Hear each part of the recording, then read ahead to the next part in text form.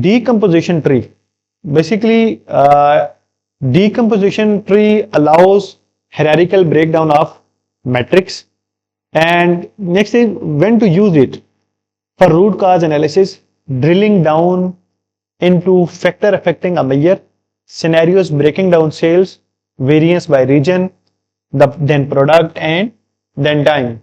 So the labeling option, analyze the measure, explain by fields for breakdown, and all splits, automatic suggestions, and no access options are available in tree.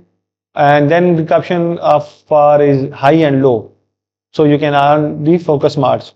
So now here you can see that we have a make a decomposition tree. So why we call it as decomposition tree, because you can see that every root is connected to the another one, then another one, and another one.